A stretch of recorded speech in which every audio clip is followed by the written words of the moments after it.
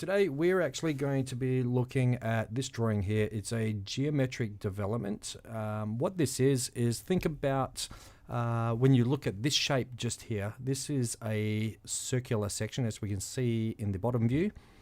You can consider this a pipe that is cut on this 35-degree angle off the vertical.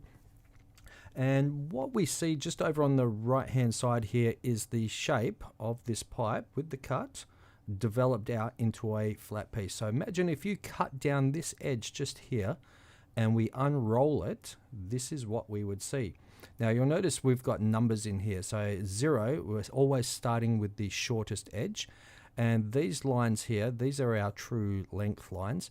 So as we go around the circle in both directions, now these could number from 1 all the way around to 12, but generally what we'll do, because it's symmetrical, we're just going to start with 0, and we number 1, 2, 3, 4, 5, 6 round to here, and then we go back to 5, 4, 3, 2, 1. You'll notice that the distance from this center line out to 1 in both directions is the same. Same deal with 2, 3, 4, and 5. And obviously 6 is the midpoint. That's this longest line just here. Let's go and look at the circle itself. The circumference of a circle is going to be pi times the diameter. So we can see here we have a diameter of 100. That means that the circumference going around this circle is going to be 314.15. In AutoCAD, we don't really need to do the maths. We can just simply click on the circle or double click on it and it will give us the circumference of that. From there, what we can do is we're going to draw this section here. This line is going to be the circumference of the circle. This is where we unroll the shape. Anyway, let's get this drawn. I'm going to walk you through step by step just so we can see how we do this. And this technique here, this is a parallel line development. It can be applied to many different processes, whether you're trying to develop out a box or a pyramid or a pipe. In this case, it's just a pipe with an angle cut on it. It could be an offset branch, inclined branch, all sorts of bits and pieces. This is just one type of geometric development, just to give you an idea of how it works. And this is all about parallel projection.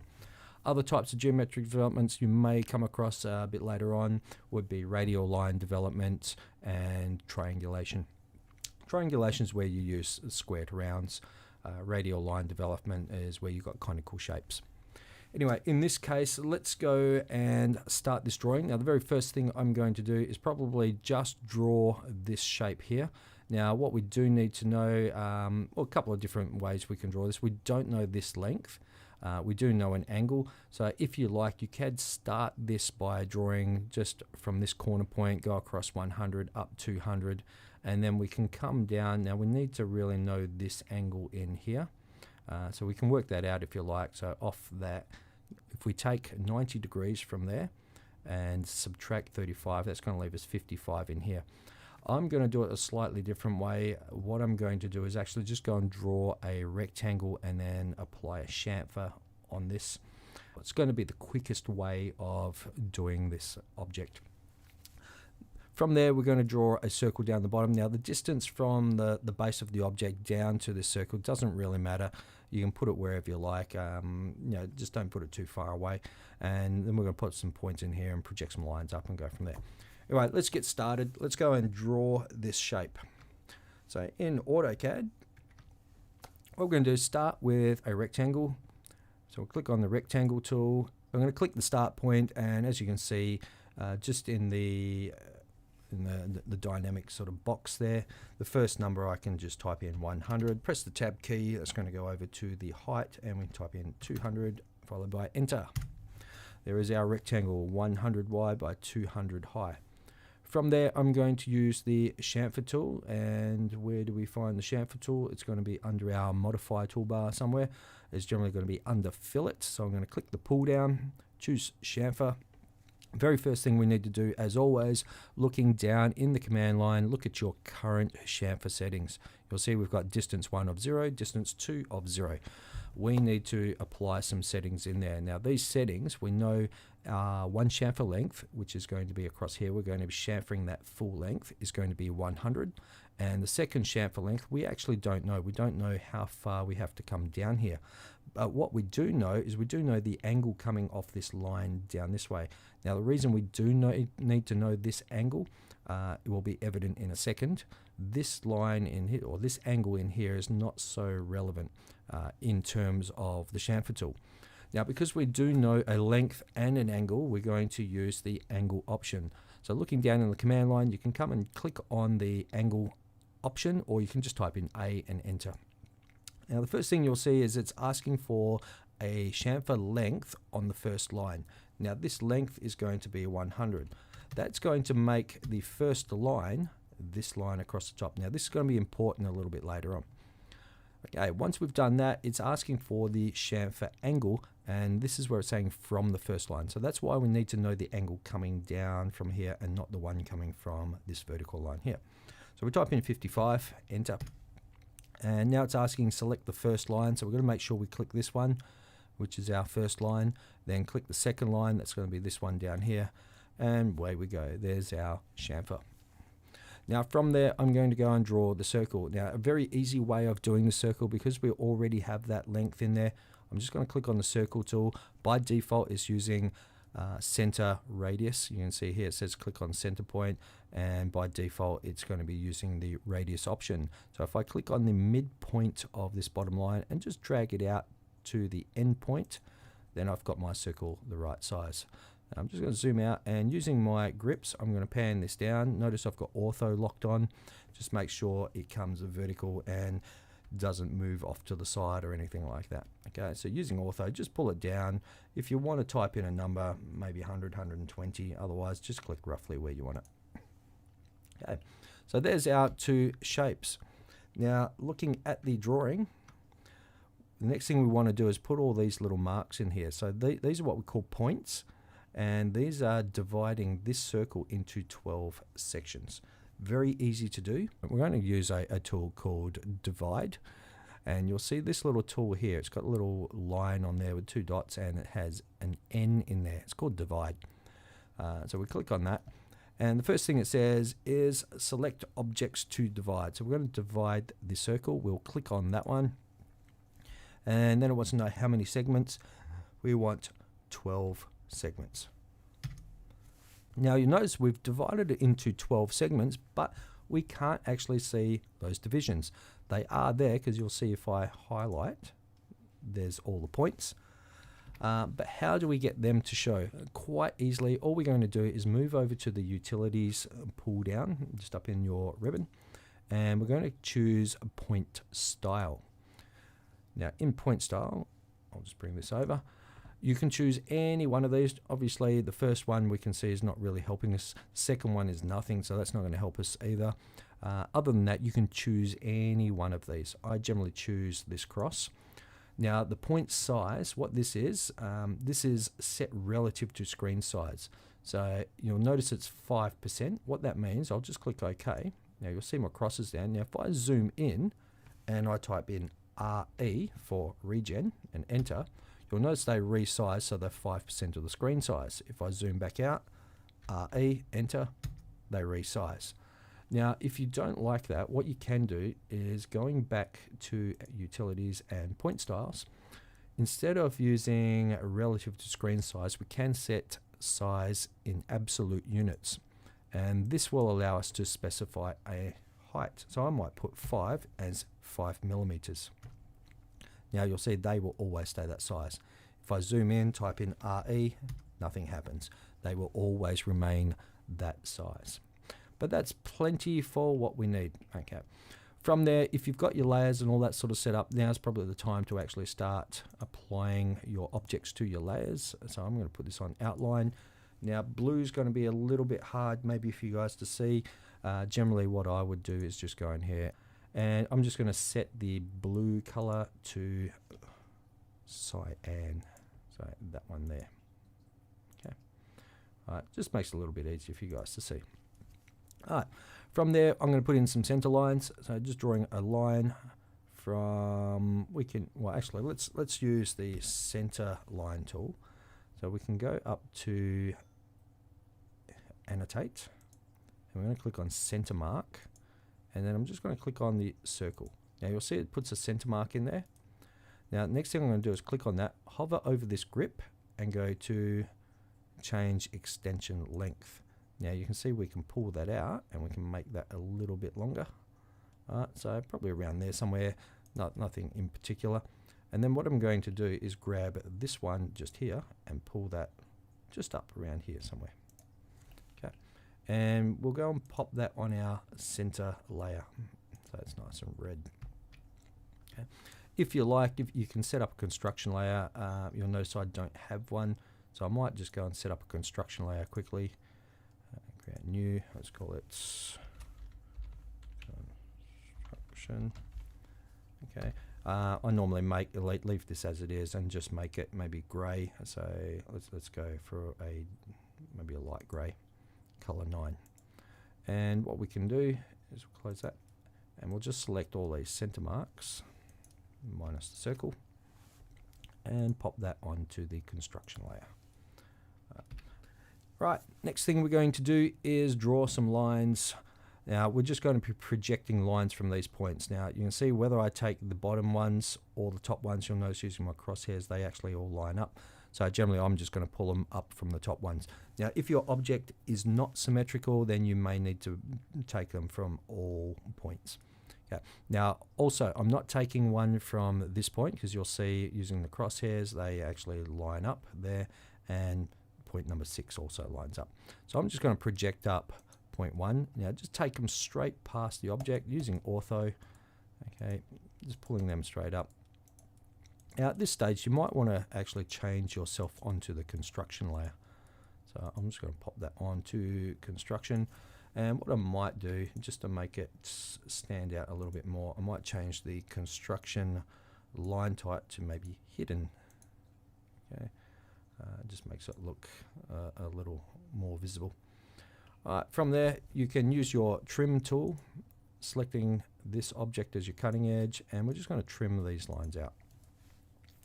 And there we have our basic shape. So this is your side view, and this could be your top view or bottom view depending on whether you're in first angle or third angle. It doesn't really matter in this case, we're just using this to get these true lengths. Well, just having a look at the drawing again, we now need to produce the actual development. So as we discussed earlier, this length here is going to be the circumference of the circle, because we're breaking the circle at this point and we're unrolling that circumference out. So we end up with those 2 lines there. And the height, obviously, the very top part here is going to be the 200. Easiest way to do this, let's start with a line, and I'm going to take it from, say, this point, but I'm not going to click on there. We're just going to use polar tracking. We're going to track across. Let's start maybe around there, and we'll drag that out, and that is going to be 314.159. Okay, enter. Now, just to show you that that length is correct that I just typed in, if we come down to the circle and just double click on the circle, you'll get the properties pop up, and you'll see here where it says circumference, it's got 3.1416. Now that's because it's rounding to 2 decimal places. I've popped it into 3 decimal places. If you want to round it, that's fine. Okay. Alright, so I've got that in at the length. The next thing I'm going to do is take another line from this point here, and I'm going to bring that up. Now you can either type in 200, or you can use your polar tracking or your object snap tracking in this case, and track across to there, and we've got that line. Now this one I'm going to put on my construction layer, and this bottom one can go on my outline layer. All good. Alright, so the next step is to take this line, and now you'll see if we look at the circle, we need to take this distance, or the arc length from point to point. Now these are all going to be the same, but we need to actually measure that along here. Now, how do we measure that arc length? There's a number of ways we could do it. We do actually have an arc length measuring tool, but we're not going to do it that way. I'm going to show you a very easy way of doing this. First thing, what we need to do is work out how many of these lines we're going to need. Now, notice we've got this point here, and you're going to have that there and also at this side, because that's where they come and meet up. So those 2 become 1. So we need to count this one twice. So if we look at that going 2, 3, 4, 5, 6, 7, 8, 9, 10, 11, 12, 13. So we need 13 divisions in here. Very easy to do. We're going to do that using not the array tool, but we're going to use the copy tool, which has an array feature in it. So you'll go up to the copy tool and we select the object to copy, press enter, and for the base point we're going to choose this bottom corner here, this endpoint. Click on there. Now we're not going to pull this out and give it a distance. We don't know the distance. What we are going to do, however, is look in the command line where you will see an option for array. Click on the array tool and the number of items we want 13. Press enter. Now you'll see as we pull that out, it's wanting us to specify the distance between each one of these. Now again, we don't know that. So looking at the command line again, you'll see there's an option for fit. So we go and choose fit, and what that now allows us to do is fit those 13 points along that length. So we click there, press enter. Right.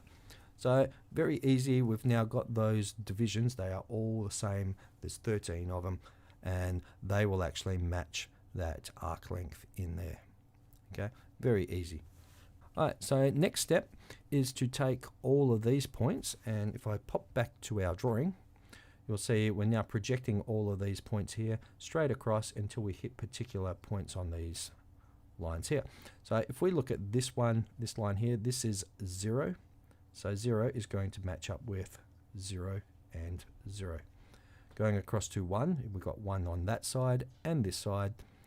We project that up, and where we take that across goes to 1 on this line and 1 on this line. And we repeat that process right up to number 6, which happens to be the midpoint. So all I'm going to do in this case is take a line. Now for this I might just pop myself on the construction layer, and I'm going to take a line from this point just here, and that's going to go to the perpendicular on the end line. Repeating that, we're going to take from this one and we just stop to the next line. Okay, and just keep repeating that, just stopping one line short each time. Okay, right, just working our way up. Right. Now if you like, you don't have to do this one. I'm just going to project it anyway so we can see where it goes to. Now you'll be able to see roughly the shape that we've got here, and then it gets a little tricky in here because we're actually following that back down. For this next step, I'm going to put myself on the outline layer, and the next step is we're going to come and click on the draw tool, the draw toolbar. We're going to click on the pull down, and then we're going to select spline fit. So what splines are, being fit, spline is a true curve, so it's going to give us a true curve through points, and these points are interpolated, so it's actually going to draw the lines or the spline through each point that we do. If we look at the next one, spline CV, that's going to be more of a line of best fit. Okay, so we want spline fit in this case. Now all I'm going to do is I'm going to start from the first line and the first horizontal line. So I'm going to click there, and I go across to the second line and then go up to the second horizontal line. Go to the third line, third horizontal line, and just repeat your way up. So we're just moving to each intersection till we get to the top, and then we work our way back down to the other side, making sure you get the end points each time. Pull it off to the right and enter, and there is your shape. Okay, from there what we can do is using match properties. I'm going to match the properties of this, so it's just going to take the color of the layer and just apply that to those. And then if you like, you can use your trim tool, and using your spline as a cutting edge, enter, we can trim up all the bits that we don't need anymore. Okay. And there is your geometric development. So what we've taken, just to recap, we've taken this cylindrical object that has been cut on an angle, and we have given it a seam through the shortest point here, and we've unrolled that to give us the net or the actual development of that part. Anyway, hope you've enjoyed this tutorial. That's pretty much it for this one, and I will see you in the next tutorial.